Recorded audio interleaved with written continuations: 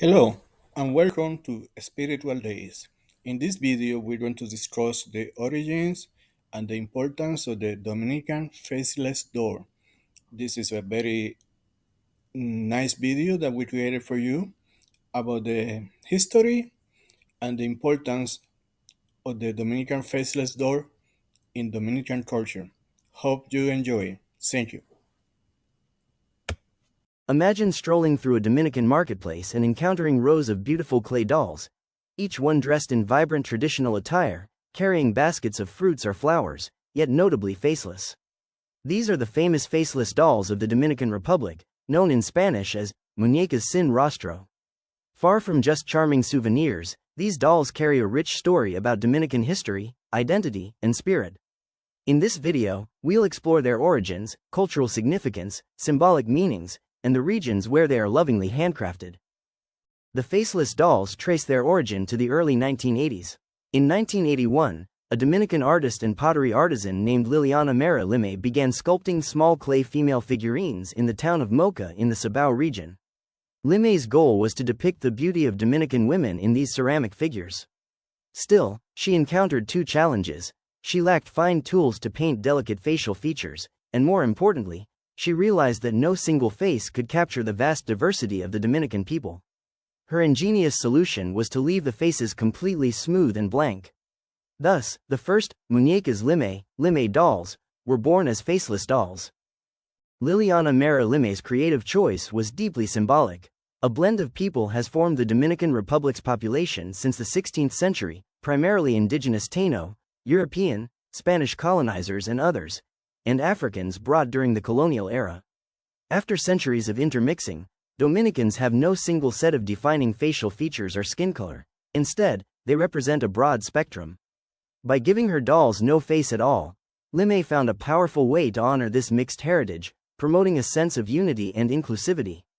The unpainted face is a proud commitment to multiculturalism, a reflection that the Dominican people are many in one, unified not by one phenotype but by a shared culture. In the words of one observer, since there are Dominicans in all facets, skin colors and facial shapes, the unmodulated face can be understood as a proud commitment to multiculturalism.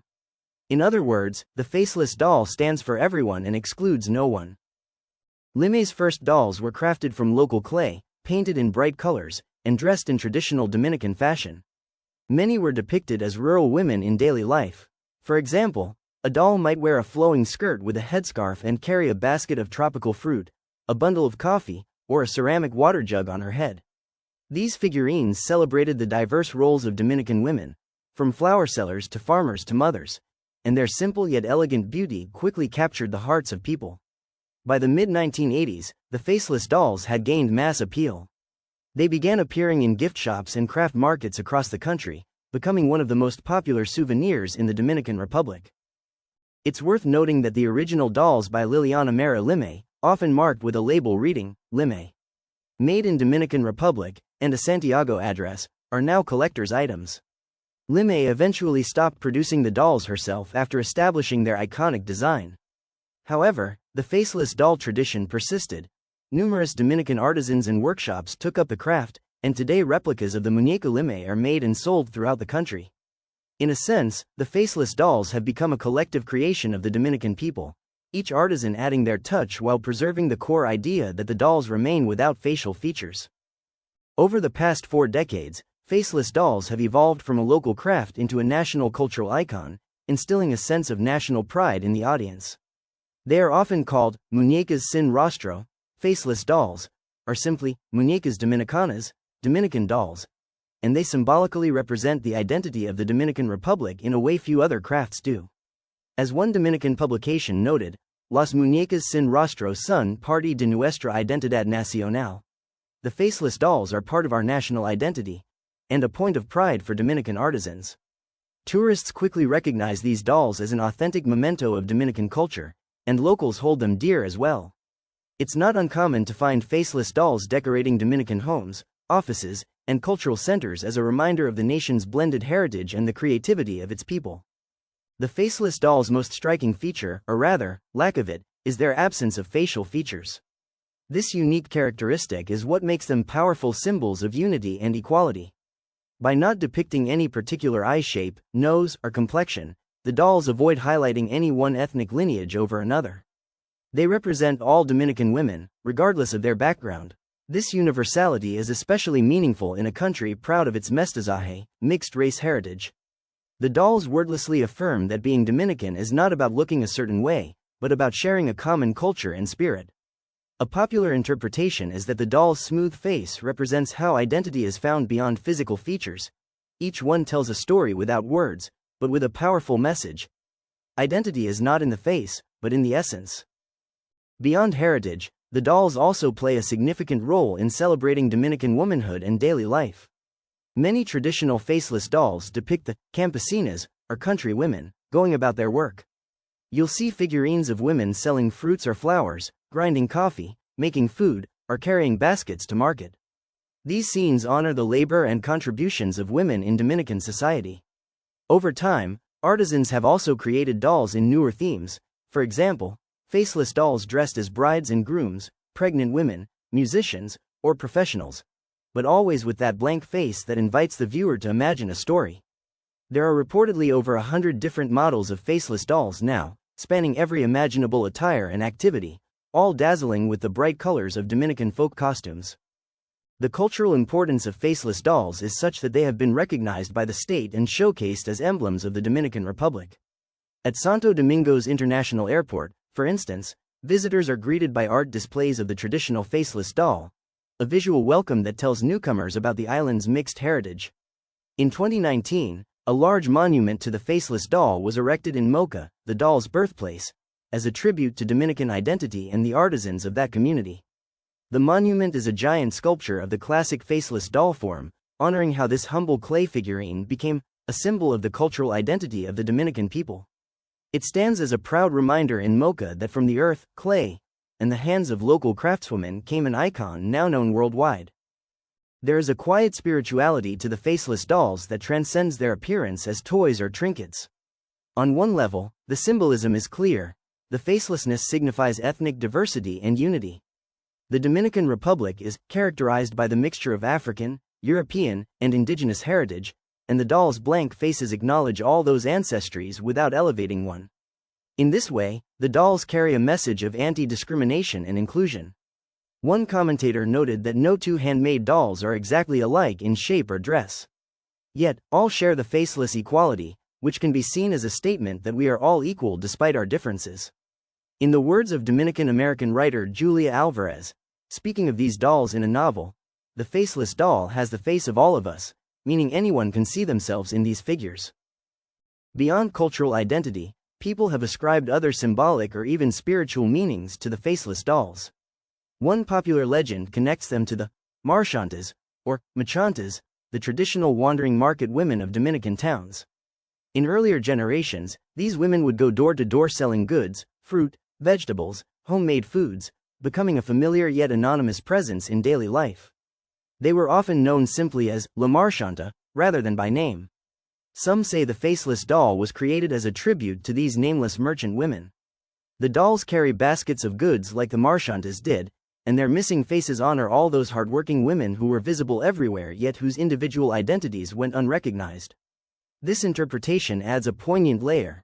The faceless doll symbolizes the unsung heroes of Dominican history, the mothers, vendors, and laborers who built the nation quietly, without fanfare. There is also a more philosophical, perhaps spiritual, interpretation. By having no face, the doll invites the onlooker to project their own emotions or identity onto it. In this sense, the faceless doll could be happy or sad, shy or proud. It all depends on what you see in it. This quality turns the doll into a kind of mirror for the soul. As one blogger noted, without a fixed expression, the doll can mimic the emotions of whoever holds it, conveying sadness or joy as needed. This idea resonates deeply with some people. For instance, a Dominican community leader once likened himself to a faceless doll when he felt lost and without identity, and described how finding self-acceptance was like drawing his face back on a personal spiritual journey. In this way, the faceless dolls, with their air of mystery, can inspire reflections on identity, humility, and inner worth. They seem to whisper that who we truly are is defined by our heart and actions, not by our outward appearance. Such a message carries a subtle spiritual weight, aligning with the Dominican ethos that values comunidad, community, and alma, soul, over superficial traits. One of the most endearing aspects of the faceless dolls is that they remain a handcrafted art, produced by local artisans using traditional methods. Several regions in the Dominican Republic are primarily known for crafting and selling these dolls. Moca, Espaillat Province. This small city in the northern Sabao region is the birthplace of the faceless doll. In particular, the community of Higuerito in Moca has a long pottery tradition and was where Liliana Mera Lime first molded her dolls. To honor this legacy, Moca proudly calls itself the home of La Muñeca Sin Rostro. Local workshops in Higuerito still create the dolls from natural clay, baking them in kilns and painting them by hand. Visiting this area, one can often meet the artisans and see the painstaking process, truly, hecho a mano, made by hand, craftsmanship. The pride of Moca's craft community in these dolls is immense. As Dominican officials have noted, the faceless dolls are Orgullo de los Artesanos de Moca, the pride of Moca's artisans. The monument to the faceless doll in Moca's town center is a testament to how this community treasure has become part of the town's identity. Santiago, the Dominican Republic's second largest city, not far from Moca, also plays a key role in the faceless doll story. The original Muñecas Lime factory, operated by Liliana Mera Lime, was registered in Santiago. Early authentic dolls even bore a label with a Santiago address. Today, Santiago's craft markets and shops continue to sell a wide variety of faceless dolls. While Santiago is a bustling modern city, it also boasts a strong artisan sector and a vibrant folk art scene. Tourists who don't make it to Moca can often find high-quality faceless dolls in Santiago's souvenir shops and galleries. The city's central market and stores in the historic district usually have dolls ranging from tiny figurines to large decorative statues. Santiago's role highlights how the faceless doll tradition expanded from a small town to a broader region, from Moca's rural clay workshops to Santiago's urban marketplaces. On the eastern side of the country, the city of Higüey has become another essential hub for faceless dolls. Higüey is famed for its basilica and as a gateway to the resort area of Punta Cana, which means many tourists pass through.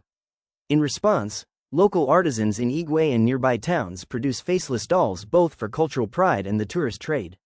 There are craft workshops in Higüey that welcome visitors to watch doll making and purchase figurines directly from the artists. The dolls here often wear the same traditional countrywoman attire as the northern versions, maintaining the classic style. You'll find them sold in Higüey's markets and souvenir stands, as well as in the gift shops of Punta Cana's hotels and airports. In essence, Higüey has become an eastern center of faceless doll production, ensuring that even if you're basking on a Caribbean beach, the heart of Dominican culture is not far away. Of course, you can find faceless dolls virtually everywhere in the Dominican Republic today. In the capital, Santo Domingo, the historic Mercado Modelo craft market is a famous spot to pick up a faceless doll in any size or color you like. In tourist hubs like Puerto Plata on the north coast or La Romana in the southeast, souvenir shops stock these dolls as must-have keepsakes. Some upscale versions are also sold in museums and art galleries, where they are treated as pieces of folk art. Prices can range from just a few dollars for a small, simple doll to significantly more for large, intricately detailed figures.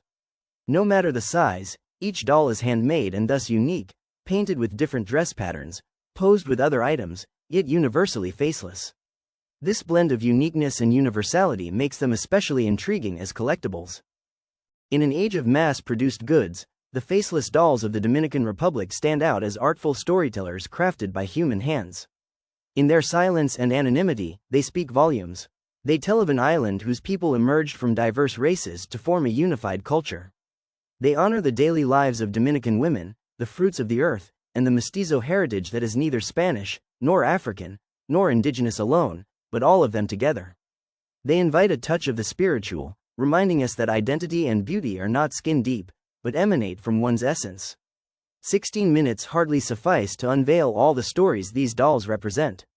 Still, perhaps next time you hold a faceless doll in your hand, you'll sense the depth behind its unpainted features. This tiny figure without a face carries the soul of a nation. It is a symbol of unity in diversity, a piece of living history, and a humble work of art imbued with pride and meaning. In the end, the faceless doll teaches us a simple, profound lesson.